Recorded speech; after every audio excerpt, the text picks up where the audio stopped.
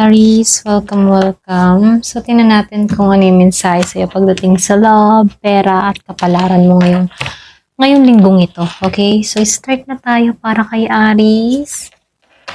Ano ba yung malaking pagbabago na parating sa'yo? Give me the message for Aries. Kamusta yung pera, pag-ibig, at kapalaran sa'yo ngayong linggong ito? Ayan. Be open-minded po, hindi halos lahat naka-resonate. Thank you nga po pala sa mga nagsusubscribe, sa mga bumabalik. Maraming pong salamat. Start na tayo, Aries. Ano yung mensahe sa'yo?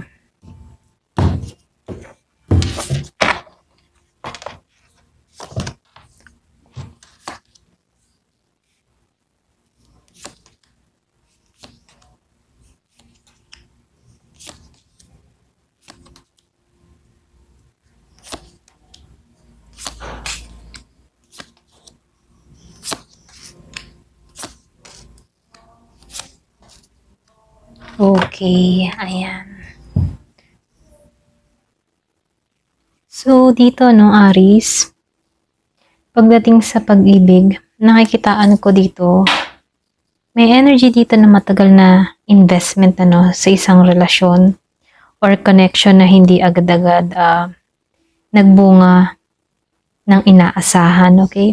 So, pwedeng meron kang tao na minahal mo ng sobra. Ngunit parang hindi mo nakamit yung Ten of Cups dito, ha? Ito yung nakikita ko dito.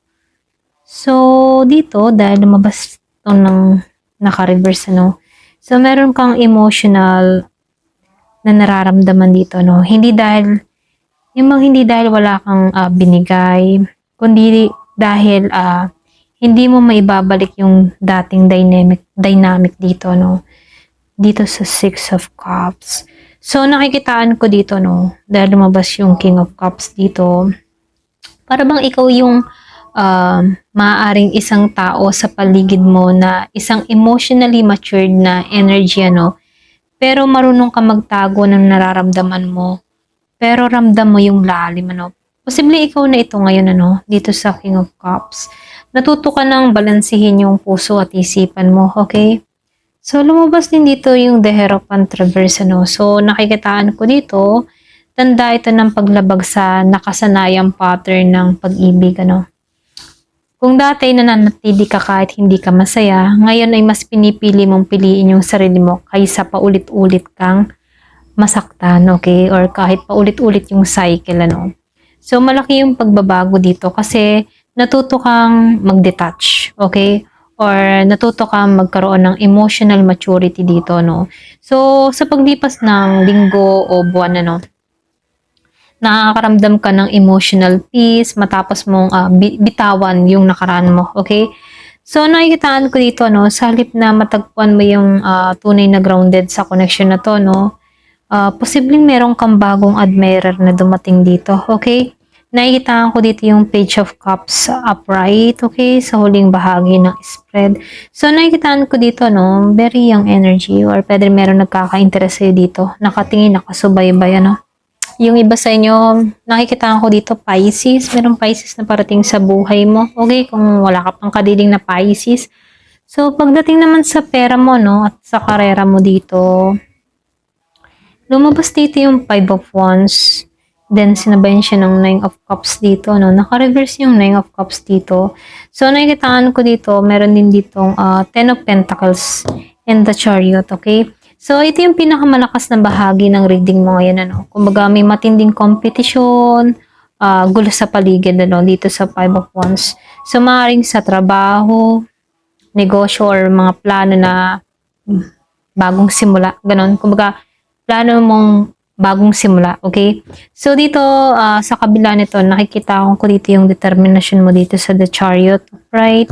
So, meron dito magtatagumpay, Kumbaga, nakikita ko dito yung pagtatagumpay. Yung bang hindi mo ito minamadali, okay? Kumbaga, nakikita ko dito, meron kang disiplina at hindi ka bumibitaw, lalo-lalo na sa mga plano mo, okay? So, dahil lumabas yung Nine of Cups dito, naka-reverse siya dito, so, nakikita ko dito, Huwag kang makontento sa nagsasabing okay ka lang, ano?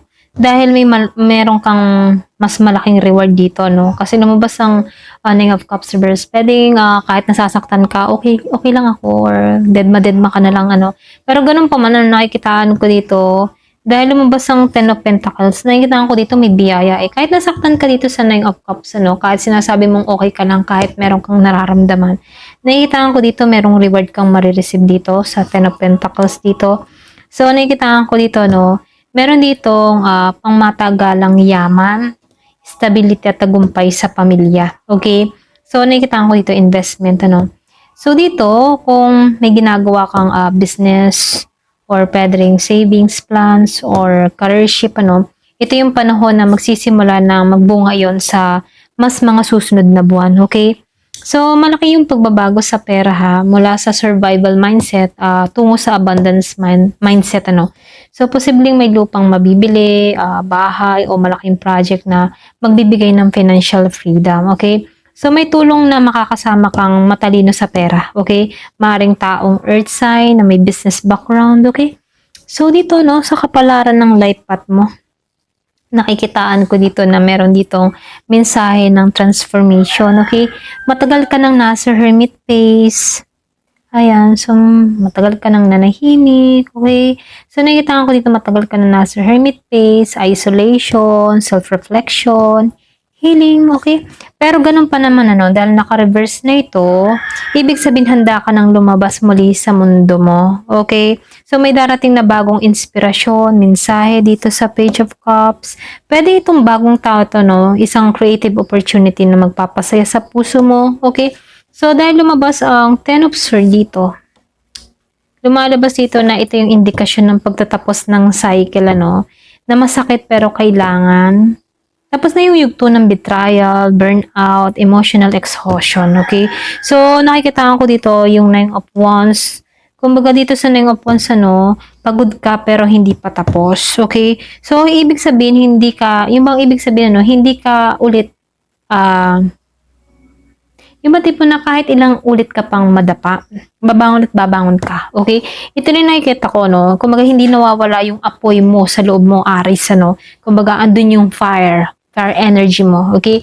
So, nakikita ko dito yung spiritual resilience, ano? Kumbaga, kapalaran mo ngayong i-rebuild yung pace. Kumbaga, babangon kang mas matatag, mas marunong, ano, and mas protektado laban sa mga taong dati nakakasakit na sa'yo, okay?